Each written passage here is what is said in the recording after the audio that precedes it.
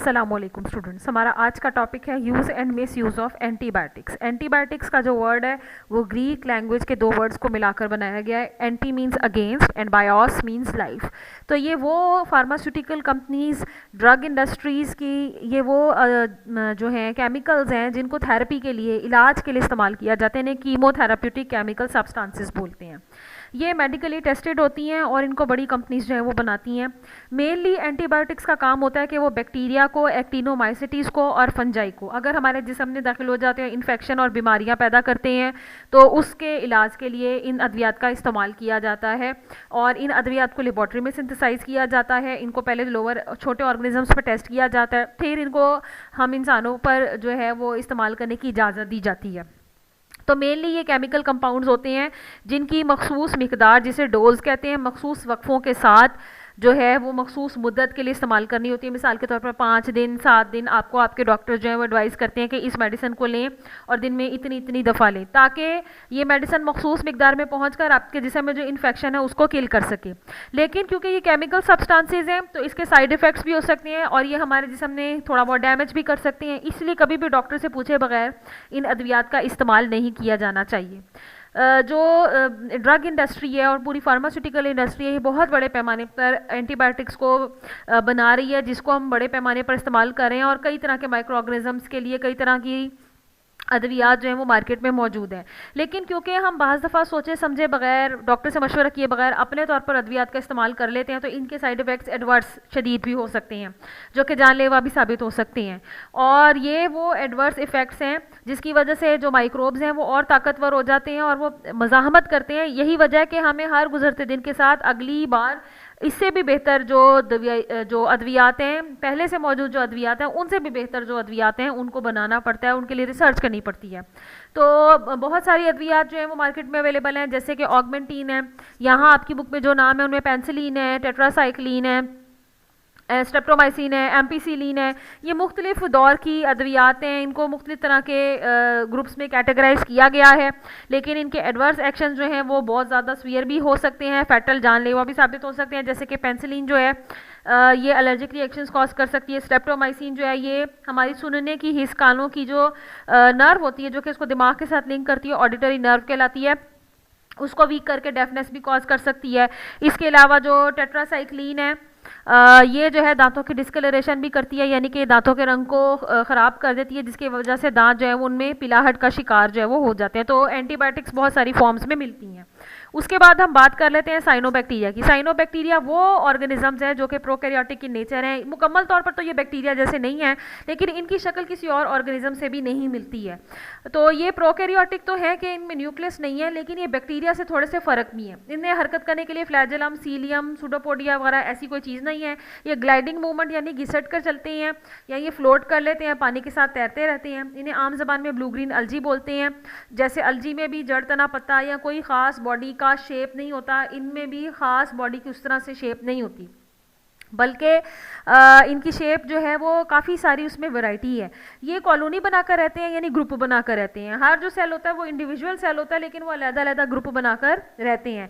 तो इनका जो डायामीटर है वो 1 से 10 माइक्रोन मीटर होता है अगर ये यूनिसेलुलर है। अगर ये कॉलोनी की शेप में है तो ये दो तरह से पाए जाएंगे, फिलामेंट्स धागानुमा साख्त, और ट्राइकोम एक पूरी लंबी सी चेन।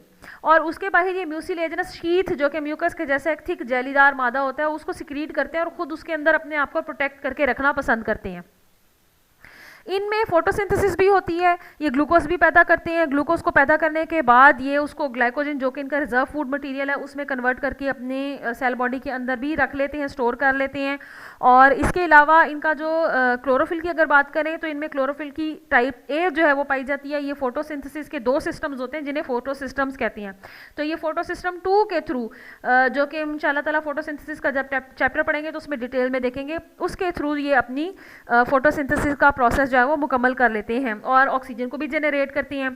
क्लोरोफिल के साथ साथ इनमें और बहुत सारे कंपाउंड्स हैं जिनको पिगमेंट्स कहते हैं, जो कि इनको कलर भी इम्पार्ट करते हैं, जिसकी वजह से इनके मखसूस रंग होते हैं। इन्हें फाइकोबिलीन्स कहते हैं। इसके अलावा फाइकोबिलिनोसोम्स भी हैं, वो छोटे छोटे मेम्ब्रेन बाउंडेड पार्टिकल हैं जिनमें पिगमेंट्स जो हैं ये पाए जाते हैं। फिर एक और पिगमेंट इनकी बॉडी में जो पाया जाता है फाइकोसायानिन, जो कि ब्लू कलर का होता है। तो क्लोरोफिल की वजह से ग्रीन कलर है, फाइकोसाइनिन की वजह से ब्लू कलर है। यही वजह है कि इन्हें ब्लू ग्रीन अल्जी का नाम दिया जाता है। और ये बड़े आराम से कार्बन डाइऑक्साइड की प्रेजेंस में एसिमिलेशन करते हैं कैल्विन साइकिल में, और अपने फोटोसिंथेसिस के अमल के दौरान ये बड़ी तेज़ी से अपनी जो ग्लूकोज है वो बनाती हैं। और इसके साथ साथ अगर हम बात करें इनकी रिप्रोडक्शन की, तो इनकी रिप्रोडक्शन बाइनरी फिशन के थ्रू होती है। बाइनरी फिशन जो उसमें एक सेल दो में डिवाइड हो जाता है। फ्रेगमेंटेशन, अगर एक लंबा फिलामेंट है तो वो किसी चीज़ से ज़रब खाकर दो हिस्सों में तकसीम हो जाता है, इसे फ्रेगमेंटेशन बोलते हैं। इसके अलावा इनमें मखसूस तरीके होते हैं रिप्रोड्यूस करने के, जिसमें मददगार साबित होते हैं हार्मोगोनिया, एकाइनीट और हेट्रोसिस्ट। उसके बाद यहाँ पर आप देख सकते हैं, ये मैंने नॉस्टॉक की आपको पिक्चर बनाकर दिखाई है। म्यूसिलेजिनस शीथ आपको बाहर नजर आ रही है, जिसे जिलेटिनस लेयर भी कहते हैं। इसमें बैरल शेप, जो पुराने ज़माने के छोटे छोटे ड्रम होते थे उन्हें बैरल, उसकी जो शेप होती है उसे बैरल कहते हैं। उस शेप के सेल्स होते हैं जिन्हें हेट्रोसिस्ट कहते हैं। ये नाइट्रोजन फिक्सेशन में भी मदद देते हैं। एटमॉस्फेरिक नाइट्रोजन को ये फिक्स करके ट्रैप करके ज़मीन में मट्टी में जो है उसकी फर्टिलिटी बढ़ाने में मदद देते हैं। यहाँ आप देख सकते हैं कि नॉस्टॉक का जो फिलामेंट है वो टूट कर तीन तीन सेल्स की एग्रीगेशन में एक पूरे कैप्सूल की तरह जो है वो टूट गया है, और इन्हें हार्मोगोनिया कहते हैं। हर हार्मोगोनिया के जो सेल्स होते हैं वो डिवाइड एंड रीडिवाइड करके पूरी चेन को पैदा करते हैं। हेट्रोसिस्ट के साथ साथ आप नीचे एक मखसूस गोल दायरवी शक्ल का बैरल शेप का स्ट्रक्चर देख रहे हैं, जिसे एकाइनीट बोलते हैं। तो ये थिक वॉल वाला स्ट्रक्चर होता है, जिसके अंदर जो है हार्मोगोनिया बाज़ दफ़ा बन जाते हैं, या वेजिटेटिव सेल्स जो हैं वो इकट्ठे हो जाते हैं। एकाइनीट की शक्ल में इनको प्रोटेक्शन मिलती है। जब हालात साजगार हो जाते हैं तो ये जो छोटा सा स्पोर लाइक स्ट्रक्चर है ये फट जाता है, इसकी रप्चरिंग हो जाती है और अंदर से हार्मोगोनिया निकल आते हैं। यहाँ सेल्स की जो लंबी चेन है वो ऐसा ऐसा डिवाइड करके बड़ी होकर निकलना शुरू हो जाती है। इकोनॉमिक इंपॉर्टेंस की बात करें तो साइनोबैक्टीरिया जो है हेट्रोसिस्ट की मदद से एटमॉस्फेरिक नाइट्रोजन N2 की शक्ल में जो होती है उसको फिक्स करते हैं, ट्रैप करते हैं, उसको ऑक्सीजन के साथ मिक्स करके तो नाइट्राइट्स की शक्ल में जो है ज़मीन में शामिल करने में मददगार साबित होते हैं। इसके अलावा ऑसिलाटोरिया और कुछ ऐसे ऑर्गेनिजम्स जो हैं जिनका ताल्लुक साइनोबैक्टीरिया से है, ये उस जगह पर पाए जाते हैं जहाँ पर पॉल्यूशन जो है वो बहुत होती है। तो इनकी कमी या बेशी से हमें पता चल सकता है कि यहाँ पॉल्यूशन का क्या लेवल है, तो इसलिए इनको पॉल्यूशन इंडिकेटर भी बोलते हैं। इसके अलावा बहुत सारे दूसरे जो जानदार हैं, प्रोटोजोआ, फंजाई, इनके साथ मिलकर ये सिम्बायोटिक रिलेशनशिप बनाते हैं, उनके साथ म्यूचुअल बेनिफिट के लिए रहते हैं एंजियोस्पर्म वगैरह के साथ, और फिर वहाँ पर भी नाइट्रोजन सप्लाई करते हैं और बेसिकली ये नाइट्रोजन फिक्स करके उनको देते हैं और उनसे थोड़ा सा फूड जो है वो और शेल्टर जो है वो ले लेते हैं। तो blue green algae are basically expensive ponds कम, बहुत सारे तालाबों में, नदी नालों में बाज़ दफ़ा कम ये एक पूरी लेयर की शक्ल में जमा हो जाती हैं, जिसकी वजह से पानी में बदबू पैदा हो जाती है, पानी पीने के काबिल नहीं रहता और पानी की जो रंगत है वो भी बदल जाती है, क्योंकि इनके कलर की वजह से पानी का रंग भी वैसा ही नजर आना शुरू हो जाता है। तो जब साइनोबैक्टीरिया की बहुत सारी स्पीशीज बहुत बड़ी बड़ी लेयर्स की शक्ल में पानी के ऊपरी तह के ऊपर पूरी जम जाती हैं और पूरे जगह को घेर लेती हैं, तो उसकी जो अनप्लेजेंट स्मेल है उसको भी कॉज करती है, पानी के टेस्ट को भी बदलती हैं और बहुत सारे टॉक्सिन्स भी रिलीज करती हैं, जो कि छोटे जानदारों के लिए जो है ऐसी सूरत में नाकाबिले इस्तेमाल हो जाता है, वो पानी और वहाँ रह नहीं सकती।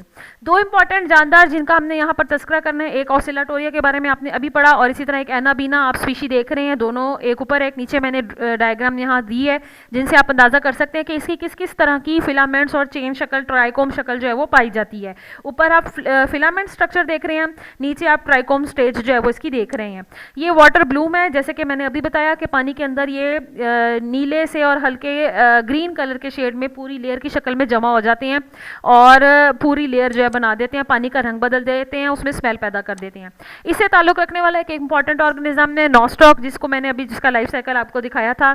ये टेरेस्ट्रियल एनवायरनमेंट में भी पाया जाता है और ऐसी जगहों पे भी पाया जाता है जहाँ हवा मौजूद है और थोड़ा थोड़ी गीली नमी मौजूद है। इसके अलावा ये दुनिया भर में ऐसी जगह पर मट्टियों में पाया जाता है जहाँ पर थोड़ी सी बेसिसिटी ज़्यादा होती है, इसलिए हम यहाँ वर्ड यूज़ करें एल्कलाइन सॉइल्स। तो वो चट्टाने, वो पत्थर, जो वो जगह जहाँ पर पानी का बहाव है, तो पानी की वजह से इसको ग्रो करने में आसानी हो जाती है। जली के जैसा ये म्यूसिलेजिनस शीथ सिक्रीट करता है और धागानुमा साख्तें फिलामेंट की फॉर्म में जो है ये वहाँ पर ग्रो करता है। उसके बाद हम बात कर सकते हैं कि इसमें भी उसी तरह हेट्रोसिस्ट हार्मोगोनिया पैदा होते हैं, जो कि मददगार साबित होते हैं इसको रिप्रोड्यूस करने में। हेट्रोसिस्ट वो पॉइंट होता है जहाँ पर जो इसकी चेन होती है वो दो हिस्सों में टूट जाती है, जिसकी वजह से हर नई चेन वेजिटेटिव सेल्स की डिवीजन एंड रीडिवीजन के नतीजे में नई पूरी जो फिलामेंट या चेन है वो पैदा करती है। जबकि हार्मोगोनिया के बाहर थिक प्रोटेक्टिव जो है वो कवरिंग होती है और वो हालात साजगार होते साथ ही इसमें से ये सेल्स निकल आते हैं, वॉल रप्चर हो जाती है और नई चेन जो है ये बना देती है। तो ये इसका रिप्रोड्यूस करने का तरीका है। इसी तरह एकाइनीट की बात करें तो ये भी थिक वॉल्ड प्रोटेक्टिव स्ट्रक्चर है, हालात साजगार नहीं है, तो तब ये बनता है। इसके अंदर एनलार्ज वेजिटेटिव सेल्स जो हैं वो इसने रखे होते हैं, जो कि वक्त आने पर हालात जो है वो साजगार होते साथ ही एक्टिवली डिवाइड कर सकेंगे। ये फूड को भी गैदर कर लेता है और ज़्यादा तेज़ी से जो है वो डिवाइड एंड रीडिवाइड करके तो पूरी ट्राइकोम, पूरी चेन में मौजूद जो सेल्स हैं उनमें इजाफे का बाइस बनता है। यहाँ पर अगेन मैं आपको नॉस्टॉक का स्ट्रक्चर जो है वो दिखा रही हूँ। एक पूरी चेन में आप देख सकते हैं कि बाहर म्यूसिलेजिनस शीट है, ये मखसूस आप देख सकते हैं कि यहाँ पर एक आइनीड जो है वो स्पोर लाइक स्ट्रक्चर है जो कि बना हुआ है, हेट्रोसिस्ट भी मौजूद है। इसके अलावा अगर ढेर सारी चेन्स एक ही जगह इकट्ठी पाई जाती हैं तो आप देख सकते हैं कि यहाँ पर भी म्यूसिलेजिनस शीट ने कैसे इन सारी चेन्स को कवर किया हुआ है।